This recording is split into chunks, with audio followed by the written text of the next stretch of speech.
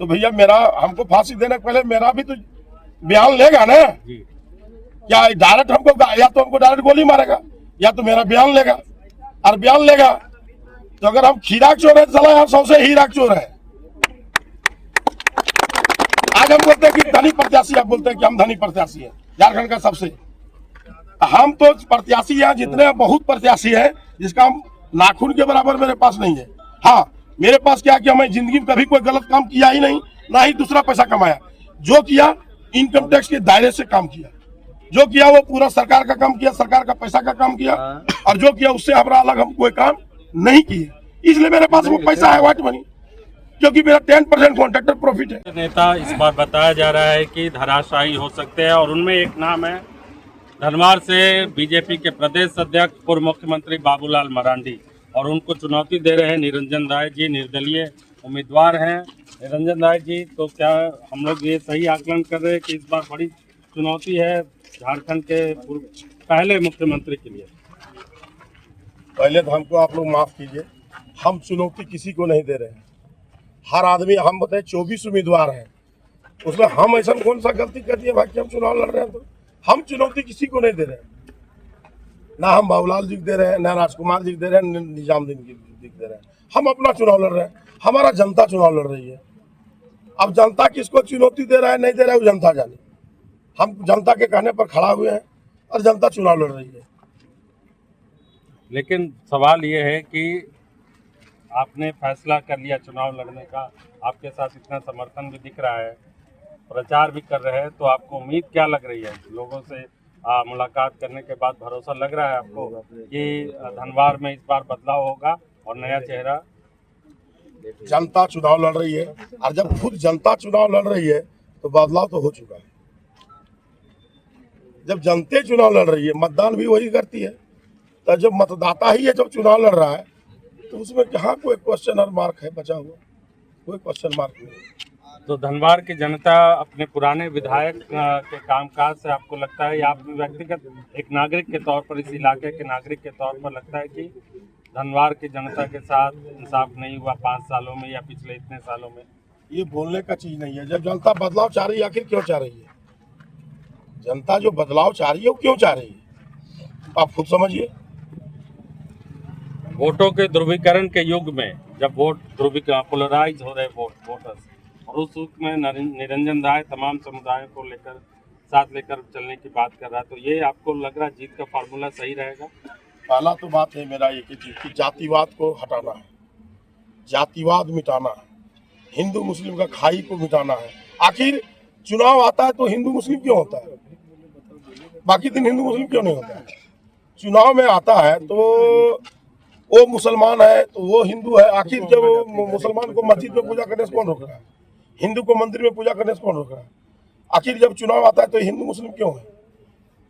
ऊंच नीच क्यों है? बैकवर्ड फॉरवर्ड क्यों है? बाकी दिन क्यों नहीं हो रहा है? अमीर गरीब या दुनियादारी जो भी हो रहा है ये सब चुनाव के मुद्दा में है। तो इसलिए मेरा एक ही नारा है कि जातिवाद हटाओ, जातिवाद को मिटाना पड़ेगा। हिंदू मुस्लिम खाई को दूर करेगा, ऑटोमेटिक सारा दुनिया सुधर जाएगा। तो इस बार जो चुनाव में परिवारवाद भी देखने को मिल रहा है, तमाम बड़े बड़े दल जो है अपने परिवार के सदस्यों को, एक एक परिवार से 2-2, 3-3 लोग चुनाव लड़ रहे हैं, और इस दौर में आपको लगता है कि ये बदलने का समय है झारखंड के लोगों को? आप देखिए कि नई पार्टी भी निकल कर आ रही है, निरंजन राय भी चुनाव लड़ रहे हैं, और सब लोग चाह रहे हैं कि इस परिवारवाद या जो ठान के रखते हैं कि इसी परिवार का, इन्हीं लोग को जीतते रहेंगे लगातार, वो अब समय बदल गया। हम किसी पार्टी पर पहले कमेंट नहीं करेंगे, हम राज धनवार की बात करेंगे। हम राज धनवार से बाहर का किसी का बात हम नहीं करेंगे। कौन पार्टी परिवारवाद कर रहा है, कौन क्या कर रहा है नहीं कर रहा है, सब तो एक ही जैसा नहीं, कहाँ कोई अलग है। हमको उससे कोई मतलब नहीं है, हम किसी पार्टी पर कोई कमेंट नहीं। हम राज धनवार की जनता से ओनली बात करने के लिए आए हैं। राज धनवार की जनता के साथ हम हैं। हम राज धनवार के विधानसभा के अंदर के बात करेंगे। हम अगर राज धनवार विधानसभा सुधार लिए जानेंगे, पूरा देश सुधर गया। आखिरी सवाल, आप काम करते हैं, ठेकेदारी का काम है ये, तमाम जो निर्माण का काम एक तरीके से करते हैं, तो जब आप जीत जाएंगे तो आप धनवार की जनता के लिए क्या निर्माण का काम कराएंगे, बदलाव किस तरह से करेंगे, ये आपने सोचा होगा? सब कुछ सोच के रखे हुए। हम तो एक ही बोले कि हम यहाँ का नेता नहीं बेटा है, आखिर अगर हमको आए और जनता हमको जाके घर पर 10,000 जनता खड़ा किया कसम खा के कि आपको खड़ा होना होगा, हम भी कसम खाया, जनता भी खाया। अरे हमारा नॉमिनेशन के पहले जब वो लोग 10 दिन तक ही रगड़ा पीसी चला, फिर एक बार हमारा घर पर 10,000 जनता चला गया। तो जानकारी तो हमको सब है कि क्या क्या करना है।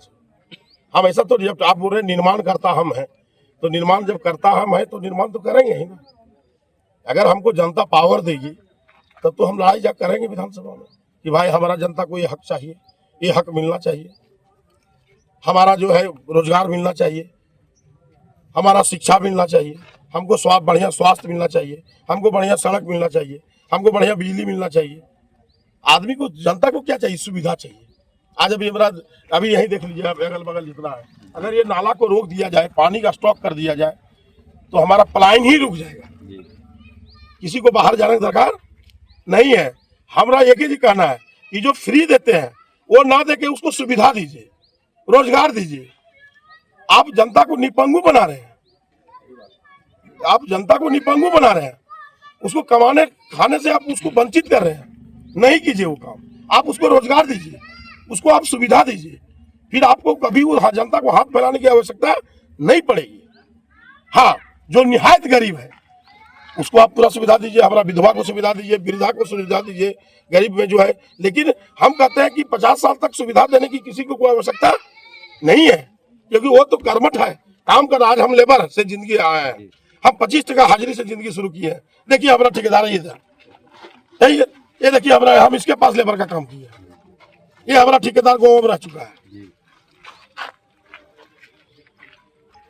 तो हम कहते हैं जब हम लेबर से यहाँ तक मेहनत करने वाला को कभी झुकने का जरूरत नहीं है। अगर 30 दिन हम ड्यूटी करेंगे तो किसी के सामने हाथ फैलाने की आवश्यकता नहीं है। तो फ्री की जरूरत क्या देने का? हम कहते हैं उसकी जगह पर आप उसको व्यवस्था दीजिए, आज बढ़िया स्कूल दीजिए, बढ़िया को फैक्ट्री खोल दीजिए। आज पानी है, हम 1 साल का बजट, बार बार एक ही नारा है हमारा, 1 साल का बजट सरकार से हम कहते हैं कि सिर्फ पानी रोकने में लगा दीजिए। देखिए कि आपको 1 रुपया देने की जरूरत नहीं पड़ेगा, किसी को हाथ फैलाने की जरूरत नहीं है। वो पैसा सब इंडस्ट्रीज कीजिए। इंडस्ट्री पे ही बात करते हैं, माइका और ये पूरा इलाका, एक तो माइका है यहाँ पे अभ्रक, और दूसरी तरफ कोयला है। और अभ्रक बहुत लोग कहते हैं कि अब यूज नहीं है, लेकिन हर घर में अभ्रक का इस्तेमाल होता है पेंट में। और झारखंड के इस जमाने में ये इलाका पूरी दुनिया में अभ्रक के लिए जाना जाता था। तो रिवाइव आखिर क्यों नहीं कर पा रहा है? ये तो सरकार का मामला है कि भैया अगर हमारे खनिज संपदा हमारे पास है तो उसको लाइसेंस दीजिए। उसमें बहुत आज तीसरी प्रखंड जाना जाता था, तो रिवाइव आखिर क्यों नहीं कर पा रहा है? ये तो सरकार का मामला है कि भैया अगर हमारे खनिज संपदा हमारे पास है तो उसको लाइसेंस दीजिए। उसमें बहुत आज तीसरी प्रखंड हो गया, गाँव हो गया, आपका कोडरमा क्या है, बहुत ऐसा गरीब है जो अभ्रक पर ही, ढिबरा पर ही आश्रित है।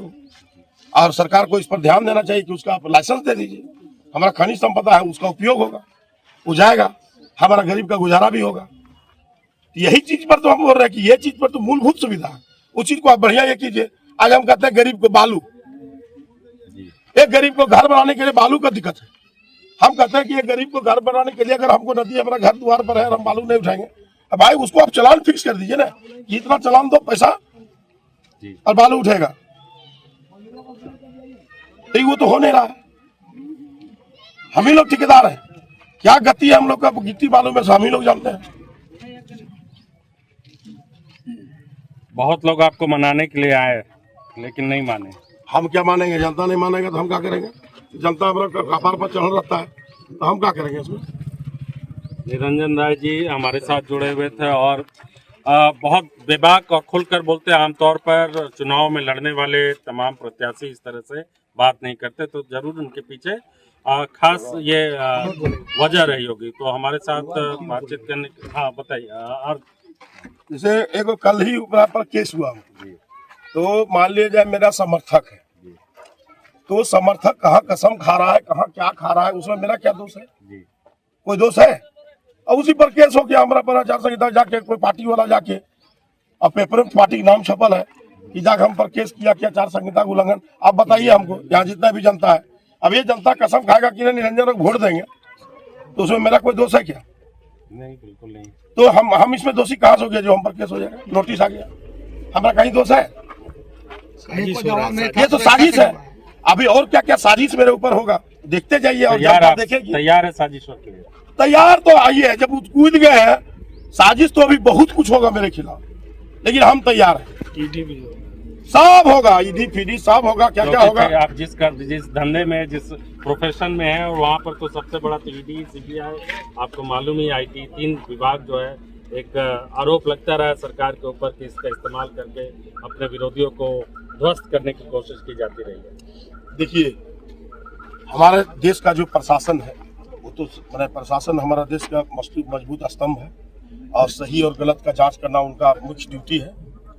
हम ठेकेदार हैं, नो डाउट, काम कर रहे हैं, बिल्डिंग बनाए हैं, बना भी रहे हैं, तो हम गलत करेंगे तभी ना हम पर कोई ये होगा, और हम गलती नहीं किए होंगे तो हम पर क्या होगा।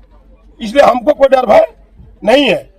हाँ, अगर जबरदस्ती हमको कोई गलत साबित करेगा तो भैया मेरा, हमको फांसी देने के पहले मेरा भी तो बयान लेगा ना। जी, क्या डायरेक्ट हमको, या तो हमको डायरेक्ट गोली मारेगा या तो मेरा बयान लेगा, और बयान लेगा तो अगर हम खीरा चोर है तो चला यार 100 से हीरा चोर है। आज हम बोलते हैं कि धनी प्रत्याशी, आप बोलते हैं कि हम धनी प्रत्याशी हैं झारखंड का सबसे। हम तो प्रत्याशी हैं, जितने बहुत प्रत्याशी हैं जिसका हम नाखून के बराबर मेरे पास नहीं है। हाँ, मेरे पास क्या कि हमें जिंदगी में कभी कोई गलत काम किया ही नहीं, ना ही दूसरा पैसा कमाया। जो किया इनकम टैक्स के दायरे से काम किया, जो किया वो पूरा सरकार का काम किया, सरकार का पैसा का काम किया, और जो किया उससे हमारा अलग हम कोई काम नहीं किए। इसलिए मेरे पास वो पैसा है, व्हाइट मनी, क्योंकि मेरा 10% कॉन्ट्रैक्टर प्रॉफिट है। 10% तो मेरा कॉन्ट्रैक्टर प्रॉफिट ही है, तो हम काम करेंगे तो पैसा तो मेरे पास आएगा ही। लेकिन जो चुरा के लाएगा, वो चुरा के रखेगा, वो कहाँ रखेगा। इसलिए मेरा अपना कर्म पर मुझे भरोसा है और डर भय हमको कुछ नहीं है। ज्यादा से ज्यादा गलती होगा जेल भेजेगा संविधान के अनुसार, और हम संविधान का जो भी कानून है हम उसको कबूल करते हैं। लेकिन मेरा भी तो मेरा भी बयान लिया जाएगा ना कि भैया अगर तो चोर ये तो आर चोरन के हम नाम बतवइयो सुन, आर चोरन के हम नाम बतवइयो सुन। इसलिए हमको भैया उंगली, हम चुनाव लड़ रहे हैं, यहाँ 24 उम्मीदवार है, तो हमको ज्यादा उंगली करेगा तो हम उंगली कर देंगे। ठीक है, चलिए बहुत बहुत शुक्रिया निरंजन राय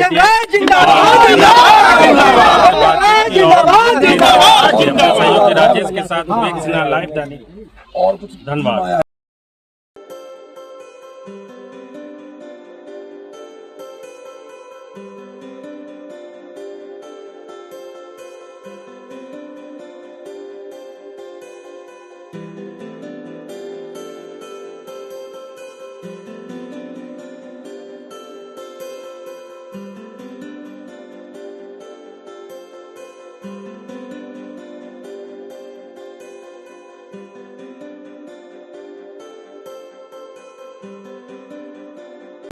जी।